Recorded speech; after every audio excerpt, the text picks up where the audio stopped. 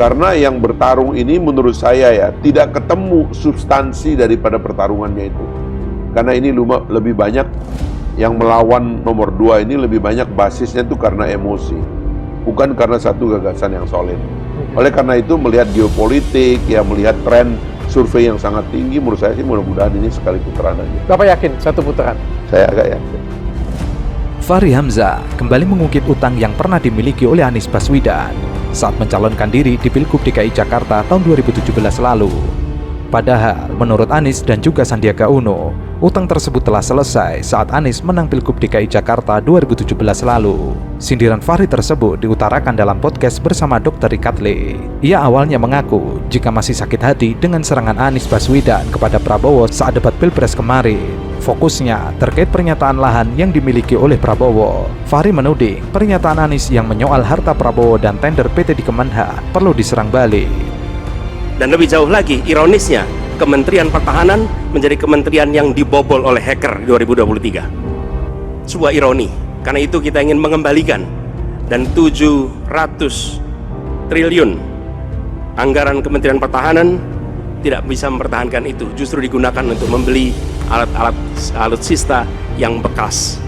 Di saat tentara kita lebih dari separuh tidak memiliki rumah dinas, sementara menterinya punya, menurut Pak Jokowi, punya lebih dari 340 hektar tanah di Republik ini. Ini harus diubah. Tambah lagi, food estate singkong yang menguntungkan kroni, merusak lingkungan, dan tidak menghasilkan. Ini harus diubah. Kami akan memulai dengan kepemimpinan yang menjunjung tinggi etika, kepemimpinan yang mengandalkan data, informasi, kapasitas yang serius. Kita ingin Republik ini berperan di level global, dijaga secara serius untuk rumah tangga, untuk nasional, sehingga kewibawaan kita adalah kewibawaan berdasarkan kekuatan. Untuk itu kita butuh perubahan. Fahri lalu memberikan argumen kenapa presiden harus kaya duluan sebelum nyapres, sehingga menurutnya orang tersebut tidak perlu hutang budi dengan orang lain. Fahri kemudian menyindir sosok gembel yang tidak punya harta lalu ikut pemilu. Nanti utang pemilu siapa yang akan bayar? Ia lalu menyinggung paslon yang pernah tanda tangan utang di belakang layar saat ikut pemilu. Masyarakat tahu bahwa sindiran Fahri tersebut untuk Anies Baswedan. Dr. Rikat agak terkejut mendengar keterangan Fahri. Ia seakan tidak percaya dengan keterangan Fahri bahwa ada calon yang hutang saat pemilu. Dr. Rikat lalu mencecar Fahri, dari mana Anda tahu? Fahri lalu mengalihkan pembicaraan dan menganggap bahaya ada paslon yang nantinya berhutang budi saat ikut pemilu. Ia lalu meneruskan isi klausul yang sama antara Anies dan Sandi. Isinya, jika Anies menang maka utang pemilu tersebut akan lunas. Fahri kemudian memberikan kesimpulan jika nanti utang tersebut akan dibayar oleh orang dalam saat ia memimpin.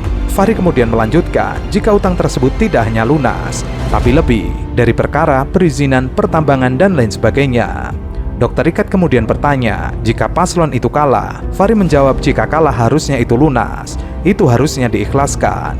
Lalu Dr. Rikat kembali bertanya, kok Anda bisa tahu? Fahri kembali menjawab, akal-akalan seperti itu sudah diketahui oleh semua. Ia mengaku bukan orang baru dalam politik. Dr. Rikat kembali mencecar, minjem uangnya berapa? Namun Fahri tidak berani menjelaskan lebih dalam. Podcast berlanjut, saat ditanya siapakah yang akan mendampingi Prabowo di putaran kedua, Fahri seperti gelagapan. Niat kerasnya satu putaran harus kandas dengan realitas suara Prabowo yang tidak sampai 50% plus 1. Ia hanya mengatakan, saya agak yakin bakal satu putaran. Dr. Rikat kembali bertanya, seumpama akhirnya jadi 2 putaran. Fahri tetap menjawab bakal satu putaran, namun wajahnya tidak yakin dan beberapa kali salah tingkah hingga mengambil jeda untuk minum air mineral. Dr. Rikat melanjutkan pertanyaan, tweet Anda mengatakan jika Pilpres terjadi satu putaran dan yang menang Prabowo, bakal ada paslon yang akan menjadi tersangka. Fahri lalu ketawa. Ia seperti tidak nyaman ditanya tweet tersebut. Ia kemudian mengalihkan pembicaraan jika tweetnya ingin membela Prabowo dari serangan paslon yang menuding capresnya punya banyak masalah hukum. Karena yang bertarung ini menurut saya ya tidak ketemu substansi daripada pertarungannya itu. Karena ini lebih banyak yang melawan nomor 2 ini lebih banyak basisnya itu karena emosi, bukan karena satu gagasan yang solid.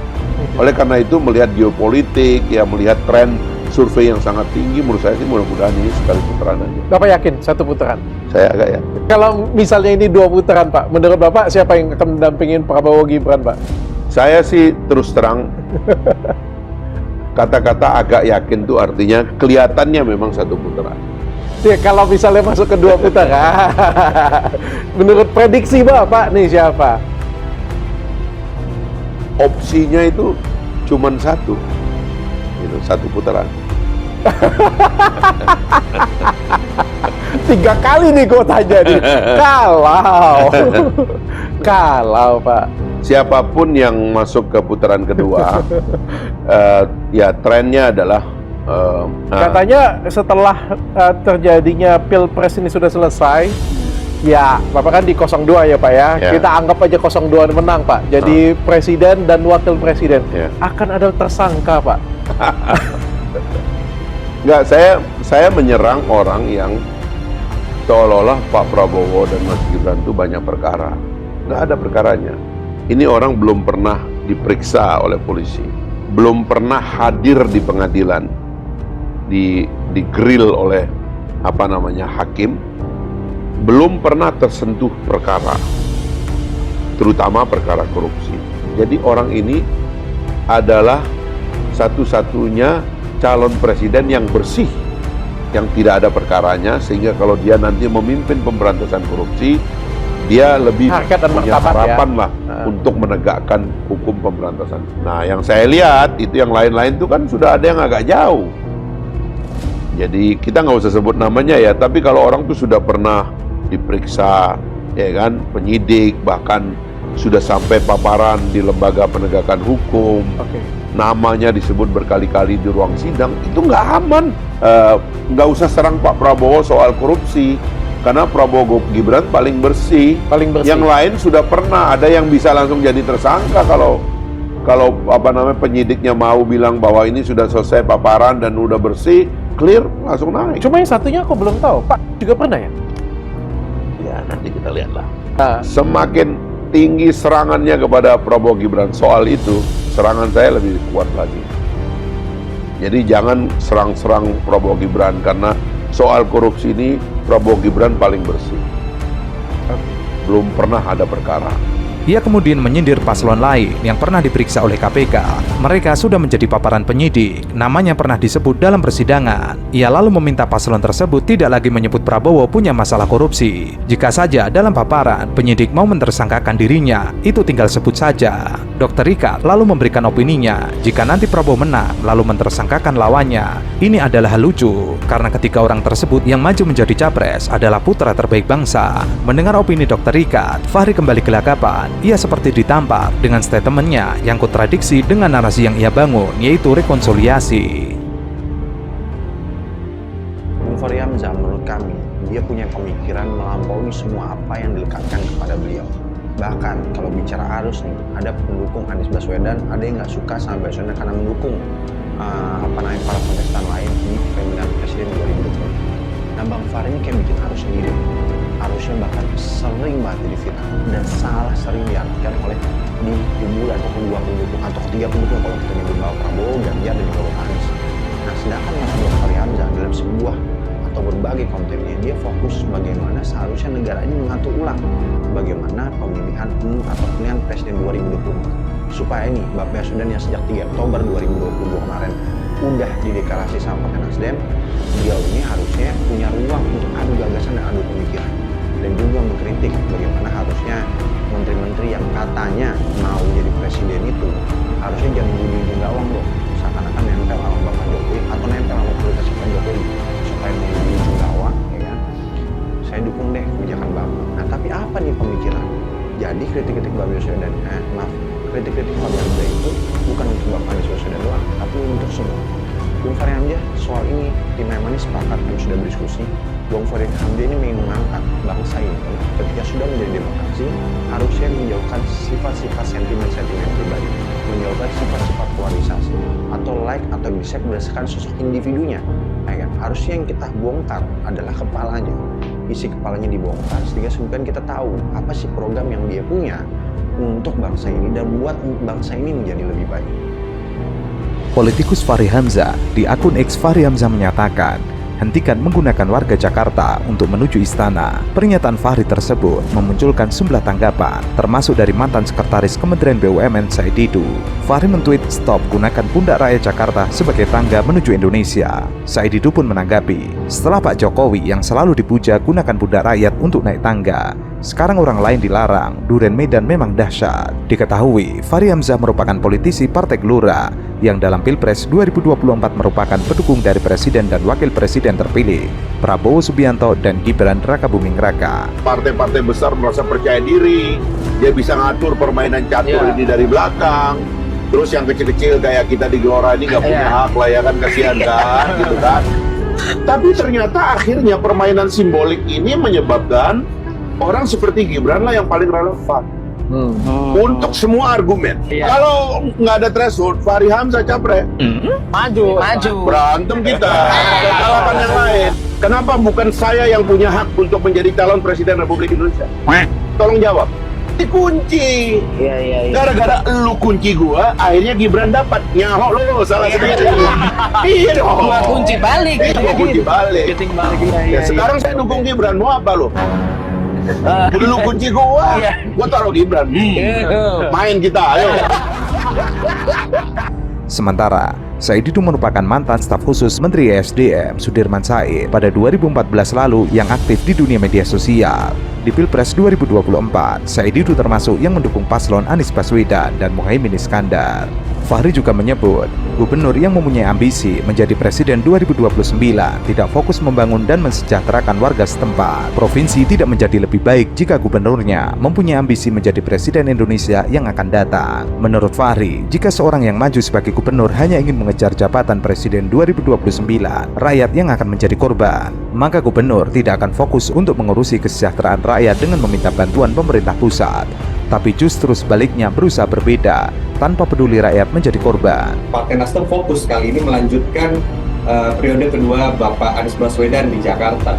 Selesai daripada Pilpres kemarin, saya berbicara langsung dengan Pak Anies, meminta beliau untuk kembali untuk memimpin Jakarta. Banyak hal-hal lah yang harus dibenahi setelah beliau kemarin pernah tugas 2 tahun, ditinggal permasalahan-permasalahan Jakarta yang harus kembali diluruskan. Pak Anies menjawab bahwasanya memang beliau ingin rehat sejenak, dan kita terima itu.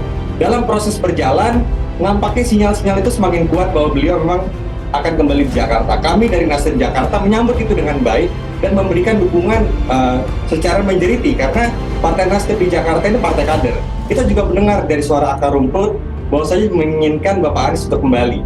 Sekjen kami Pak Hermawi Taslim menginisiasi satu pertemuan lah, namanya itu Forum Sekjen.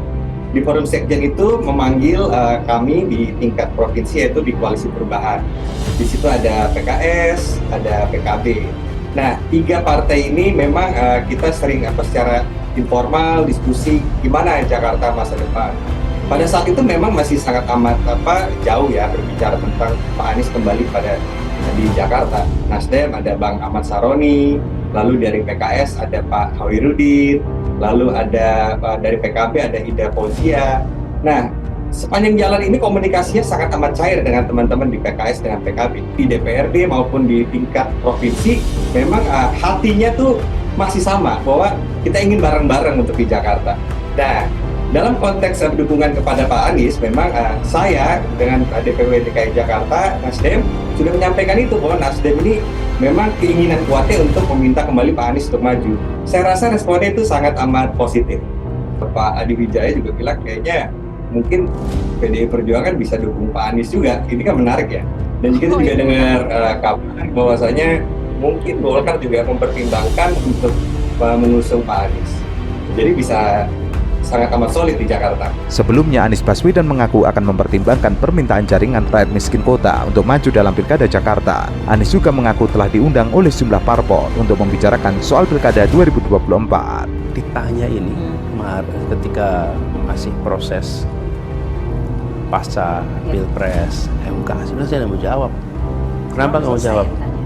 Kita ini masih diproses di MK. Nah, sekarang saya menerima warga yang mengatakan itu, partai yang memberikan undangan, dan sekarang saya sedang dalam posisi serius menakar soal ini. Ya, dalam arti serius menangkap. Begitu ada panggilan tugas seperti ini, maka saya coba takar serius. Saya berbicara, berdiskusi dengan berbagai kalangan. Itu fasenya saat ini. Jadi bukan soal minat, tidak. Karena ini tanggung jawab yang tidak kecil. Sehingga menurut saya harus ada pertimbangan yang matang. Selain itu, Fahri juga sempat menyindir posisi Anies Baswedan yang ditinggal oleh partai pengusungnya. Ia menyebut Anies merupakan korban sebab tidak bisa memimpin politik terlepas dari partai politik. Fahri Hamzah menyetujui pemikiran mengenai karir politik tidak bisa lepas dari keberadaan partai politik. Ia kemudian menyinggung orang-orang yang merasa memiliki popularitas tinggi namun tidak mau bergabung dengan partai politik. Menurutnya, justru orang yang ingin mematangkan demokrasi jalannya dengan memperkuat partai politik. Jangan merasa hebat sendiri. Menurut Fahri, partai politik siap menerima orang dengan berbagai karakter, mulai terkenal hingga banyak uang. Semuanya beragam, bisa masuk partai. Jangan ada orang merasa suci di luar karena tidak berpartai, tapi begitu ada kekuasaan mendekat ke partai, itu kemunafikan yang mesti dihentikan di negeri ini.